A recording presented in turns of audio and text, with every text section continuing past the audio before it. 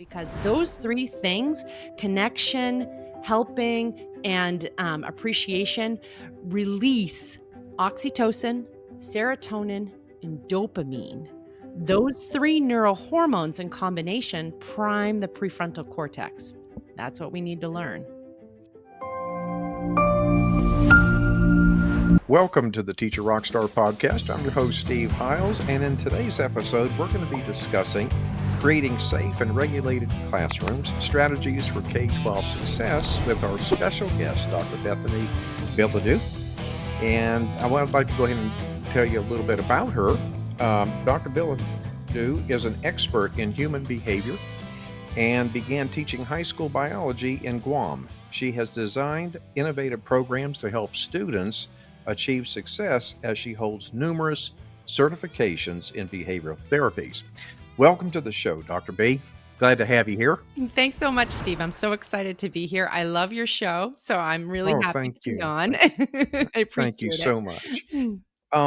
Would you like to take a moment to tell our audience about your educational journey? It was a long one, Yeah.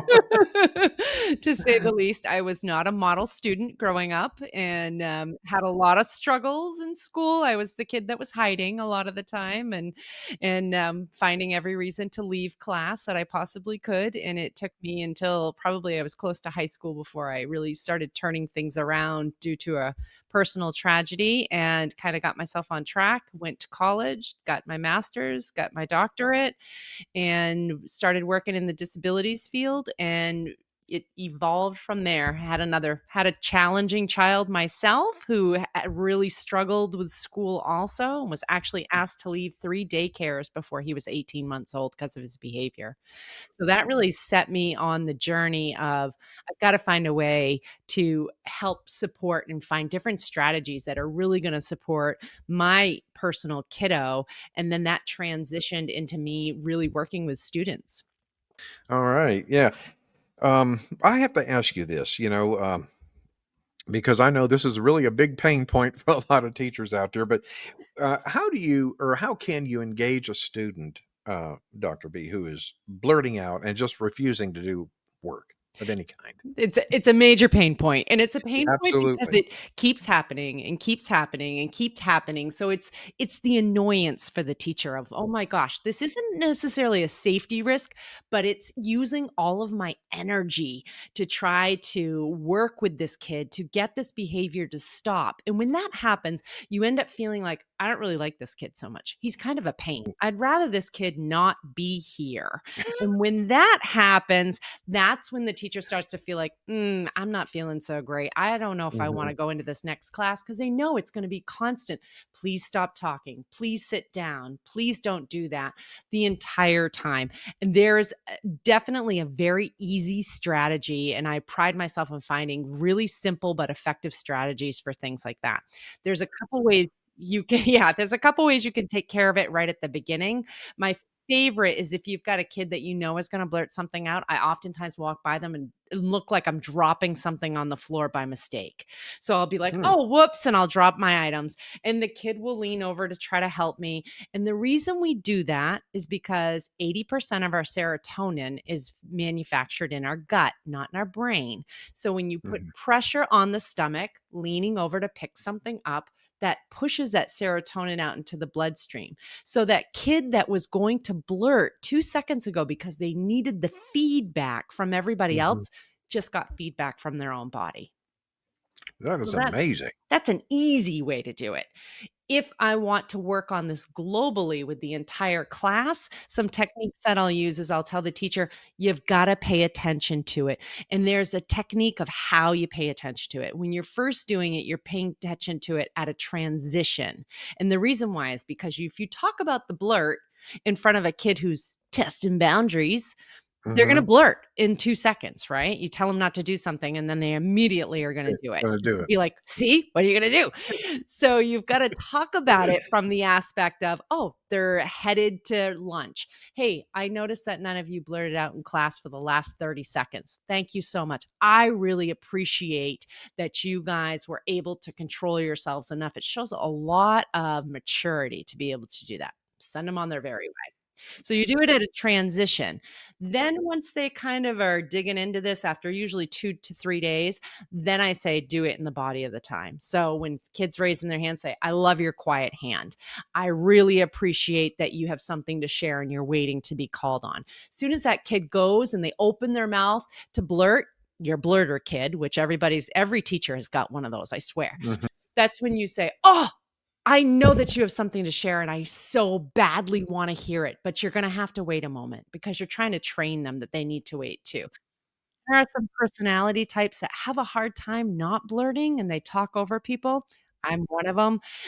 But it's really important for them to learn how to wait through that process because it's a life skill for us to be able All to. right. Well, great. And I have to ask you, what are some of the signs that a student will be disruptive, Oh, and what interventions, outside of calling for support that will work? Oh, this is my favorite, Steve. So, there's a couple of telltale signs when you've got a kid that's gonna be doing this. So, one is the body sprawl. You all know that one. The kid that comes into class, it's usually a high schooler, and they're laying down like this, they're like, and so what's his body telling you when he's laying down like that? You know, it, yeah, I hear what you're I'm saying. not gonna This move to I'm not work. going to do it. I'm Yeah, taking yeah. up territory. You could do whatever you want, but I'm Yeah, not going to you do you anything. go pound sand. I'm not doing it right now. They're just telling you my body is taking up space and I am territorial over Hmm. this area right now. You cannot get me to do something. So you're going to have to get that kid to sit up. So Yeah, typically what I do is I come into their personal space a little bit and I usually mm, stand a little bit too close. High schoolers don't like this. So when yeah. that happens, what they tend to do is sit up a little bit. Once that happens, I move into that space so that they can't sit back into that sprawl. Oh, Another okay. telltale sign of a student that's going to be disruptive is the kid who's perching. They might be doing something or might be bored for a minute. And then all of a sudden, you see them sit up for a minute and they're looking around. What do you think they're looking for? Mm. What can I get into next? Yep, prey. They're looking for prey. That's exactly what they're doing. They're Yeah. looking for prey. So when they're doing that and you're saying, "Oh gosh, what are we going to do?" Soon as that kid sits up and starts to look around, that's when you say, "Hey, I noticed that you're doing this, or I noticed that you're almost finished, or I noticed that you pulled out your black pen. Hey, can you Mhm. go get this too?" That's when you give them a movement break or you give them an activity to do, or you engage them in something that's a preferred topic. So, hey, I know you got a new puppy. What is your puppy doing right now? Like, do you crate train them? Do you do this? If you can get them into a preferred topic, that usually will delay the disruption. So those That's are amazing. those are the Yeah, two big ones that we tend big to ones. see. Absolutely. Well, let me ask you this, Dr. B. What can I do to regulate a class if they're acting tired and disengaged, okay, or wound up, trying to instigate other people around them. Are you a teacher who finds yourself drowning in the challenges of classroom management? Do student behaviors leave you feeling overwhelmed and drained at the end of each day? Picture this: a classroom where your students are not just present, but fully engaged, focused, and eager to learn. Say goodbye to classroom management stress and hello to success. The Teacher Rockstar Academy course is meticulously designed to equip you with the tools and strategies needed to skyrocket your effectiveness as a teacher. Curious to know if the Teacher Rockstar Academy course is the missing piece in your teaching journey? If you're ready to reclaim control of your classroom and witness the incredible impact on your students, then use the link in the podcast description to learn more about this program. So if they're tired, they're coming in really tired. One of my favorite tricks is you're going to flip up all the lights and you're going to put on like binaural beats or something like that out of a focus type. You can go onto YouTube and just pull those up, and that's going to help get their brain to a place where they're more focused or something like that. Or sometimes I'll take roll call in a way where I'm like, okay, everybody stand up, balance on one foot, and we'll take roll call that way. And as I'm doing it, I'm saying, okay, what was your favorite food? What's your favorite food? What's your favorite food? And then I'll be like, okay, everybody get this certain item out of your bag. We need it in a moment, whether it's your science book or whatever it may be. The reason why I'm doing that is because I want them to engage with each other so they're connecting. I want them to do something productive. They're getting something out of their bag. And I want them to share something they appreciate. And the reason why is because those three things, connection, helping, and appreciation, release oxytocin, serotonin, and dopamine. Those three neurohormones in combination prime the prefrontal cortex. That's what we need to learn. So that's a great way to do that. So for my kids that are more hyper aroused, those are oftentimes your elementary kids or your high school kids later day. When they're coming into the classroom, I have the overhead lights turned down because we want to take off some of that sensory stimuli. I oftentimes will have a video of waves or rain or something with water, because water is a natural human regulator for all humans. So Yeah. water, it's the age old story of the kid who doesn't want to take a shower. No, I'm not taking a shower. You got to take a shower. You smell like a stinky foot. No, I don't want to do it. And so you send them into the bathroom, and they come out and you're like, you did not take a shower. And they're like, yes, I did. And I'm like, nope. Can tell your hair's not wet, nothing else. Yes, but my body is a little wet. Yeah, you turned on the water, you stuck an arm in, get back in there. You finally get them in the shower. You hear them singing a few minutes later, and then you're banging on the door saying, are you going to come out? Come on, you've been in there like 30 minutes. There's other people that need to shower. And the kid comes out, I love you, Mom. I love you, Dad. Same thing will work at school. Obviously, they're not going to probably be taking a shower unless it's Yeah, after yeah. PE, but have them fill water bottles, have them water plants, have them do, activities with that. Put on sounds of rain, put on a video of a waterfall. All of those things will help regulate. Yeah, that is fantastic. Let me kind of springboard off that. Now, do you use music a lot in your therapies? I do. I Yeah, mean, music I remember activates as a all classroom. areas of the brain, and it can evoke an emotion. So if I've Yeah. got kids that, like tomorrow we have a bunch of students that are going out that we have to clean. We're doing trash because of Earth Day this week. So we're going out and picking up trash. So, I'll be putting on some sort of, rock music and things like Hmm. that to be like, come on, let's go. Bon Jovi, help us, bring us along. Yeah, I'm a firm believer. I love incorporating music in the classroom itself. Now, you mentioned lighting too, Yeah. and I know fluorescent lighting is Oh, probably the yeah. worst, isn't It it? And is. and isn't it odd that here in 2025 we're still building schools that have I fluorescent lighting? Yeah. I don't get it. Yep, I don't and in so understand that. many. I mean, that's why when you have the one student that, the parents are like, "We don't know what's going on. He only has Yeah. challenges at school. What is Hmm. up?" A lot of times it's that particular student can feel the building noise. They can feel the air conditioning units, they can feel the projectors, they can feel all that, and it's causing lots of stress on their nervous system. That's why they oftentimes interact much better outside. I always say, seat that kid by a window. They need the natural light as much as they possibly can. Absolutely, yeah. They'll And be I much just more wish schools productive. had Yeah. more natural light in the room. Well, let me ask you this then.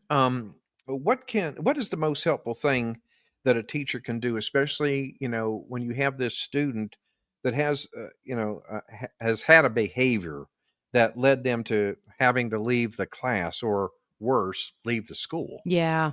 you know? Empathy and welcoming them back. I mean, that's the big thing. So many kids, so many students that I work with tell me, nobody wants me. Nobody Oh, wants me, and they genuinely feel that way. So my goal every time I work with a student, I want them to feel like it is the best part of my week. Like I don't yeah, often see the same students 2 days in a row because I'm in a lot of different buildings. sure. So whenever I am with them, and that's hard when you're not a guest star. I have it a lot easier because I'm a guest star, but it's, you Mhm, really want them to feel like we want you here, especially if they've gotten a suspension or they've been away at a placement facility or something like that. When they're back, we're so happy you're here. We're so glad to have you back because they pick up that nonverbal body language. Woo, mhm, man. And if they don't feel like it's positive, then it's absolutely negative. That's just how it's yeah. viewed. So they've got to feel wanted. Everybody wants to feel valuable. And I tell my Absolutely. students that too about their teacher, you know, "Teacher wants to feel valuable." Yeah. Make sure you're telling them, "Thank you for what you do," even if you're not doing the work. Yeah, I hear you. Well, let me ask you, your behavior boot camp, is a notable program. It's offered by Core Methods. How does this initiative equip educators with the tools to, reintegrate students into their classes effectively? And, what outcomes have you observed from its implementation? Well, there's very few programs that teach behavior management and really teach how to reach a lot of these more challenging Hmm. students. And I will say, 5, 10 years ago, it was maybe 5 to 10% of the population. Now we're looking at, 30% of the population is Hmm. experiencing these behaviors. It's like 56% of students now have some intense behavioral incidences at school. That's a huge percentage right now. And so we want to make sure that we're really giving educators the tools that they need to, one, connect very, very quickly with a student. If this is the first day you've met the student, you need strategies on how to do it. And that can be done through body language, through mirroring, through the triple nod, through the double because, saying because 2 times in a sentence with a student instead of saying it once. That will make those relationships happen very, very quickly. And once Hmm. they have that, be able to know those little strategies like the bending over and putting pressure on the stomach Yeah. and all of those other little pieces, because we've got 100 of them. Good, yeah. Could you use an example where you would use "because" twice? I mean, that's very Yeah, so if fascinating. I asked a Yeah. student to do something that they really didn't that I knew that they weren't comfortable doing or didn't wanna Uh-huh. do, I would say something like, "I know that you can do this because you are the type of student that really puts in the time because you really wanna make sure that you're getting the most learning out of it and you're understanding the why behind what you're learning." Okay, alright. Very good. Boy, I'll tell you what, a valuable tip there, I'll tell you. Now let me ask you, Dr. B, for educators, like I say, this show is primarily specifically for the first year student teachers, or, you know, but what what can the teacher, new to trauma informed practices, what initial steps would you suggest that they take uh, to begin integrating safety and regulation strategies in their teaching methods? I think the biggest thing is feeling safe yourself, like knowing what strategies are going to help you feel safe and taking time for self care and making sure you're feeling safe. Because even if you think you're hiding it, typically Hmm. students can sense it, and your higher anxiety students and also your students who are a little bit oppositional, they're gonna feel that out and know that. So making sure that you feel safe, finding mentors to help you feel comfortable with that, and finding those strategies that are Yeah, going to do that.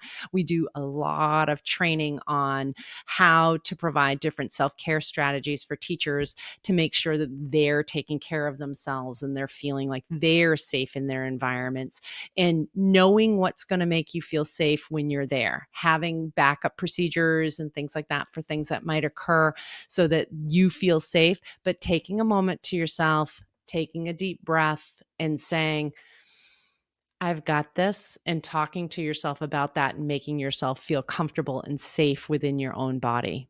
yeah, So, lots of techniques we use for kids as yeah. far as, keeping the thumbs lifted because that conveys confidence, tilting the head to the left because that conveys empathy, using a lot of little body language strategies that we use with the adults too so that they feel safe. Because oftentimes we're interacting with staff when there's been a major physical incident and they need to debrief in order for that student to get back into that learning environment.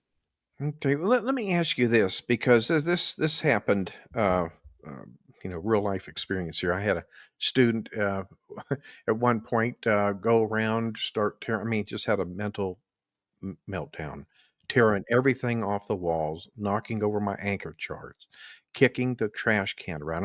And I had a classroom in there, obviously. He's going doing this. What again at during that specific time? What what do you do? What can you do? I mean, I know what I did, but I mean, what? So I'm waiting for the person to de-escalate for a moment because you can only stay in a state of crisis for up to 3 minutes. So as they're stomping around and kicking things and throwing things and ripping things off, I'm watching their shoulders.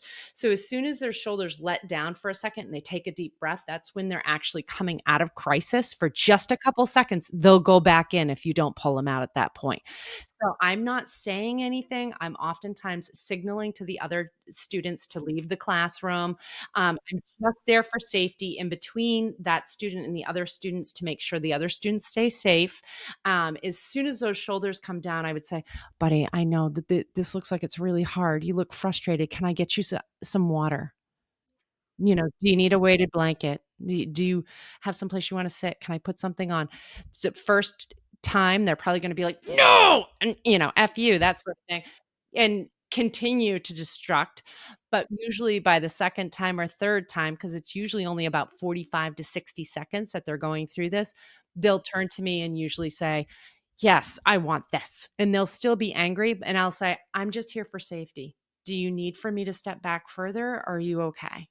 And as soon as I put my safety into their hands at that point, then that's usually where they let it out. They either cry Mm, or they're like, "I just don't know what's wrong," and they start to tell me what the situation yeah, is yeah. and everything. Okay. Yeah, because that could be, very traumatic even to the other It's children traumatic to in there. everybody, to the teacher, Yeah, to the other yeah, students. yeah. And again, a lot of debriefing is often needed because everybody feels like this was out of our control and we don't feel safe. And how can we feel safe again? And they're very nervous about that student. That's a good example of a student returning. They're very nervous about that student returning. And the nonverbal body language that student receives sometimes sets that student up to have another incident because they feel like people are looking at them like they're going to have this incident. So they get very nervous about that. Yeah, yeah. Wow, I'll tell you something else, well, Dr. B, let me ask you this. Now, I know you got lots of takeaways here, but what would be your biggest takeaway that you would like to share with our audience today? I mean, Safety first. Can't learn if you don't feel safe. You can't take risks if you don't feel safe. And that's what we're asking learners to do every day. Take a risk, learn something new, take a risk, show us what you've learned. And in order to do that, they have to feel safe. And the educators have to feel safe too. absolutely. Okay, how can folks connect with you? They want more information. Yeah, the best way is probably through our website, www.thebehaviorbootcamp.com. Okay, wonderful. And I'll make sure I add that to the YouTube show notes as well as my podcast as well. Well, I'll tell you, Dr. B, this has been fantastic. I know our audience probably got tons of value from this, and I really appreciate you taking the time to come on the show. I'd love to have you again, Well, thank you. I would love to so, come back, Steve. This was fun. yeah, we could probably talk about this subject for a long, long All time day. again. I could have done 2 hours just on the signs of disruption. Oh my gosh. All right. Well, thank you again, and you have an awesome, awesome day. Thank you. Okay. Well, folks, that's it for this episode here. We have come to the end of it today. I want to thank you for listening to the Teacher Rockstar podcast. I'm your host, Steve Hiles, and we will see you same time, same place next week. And remember, you got this.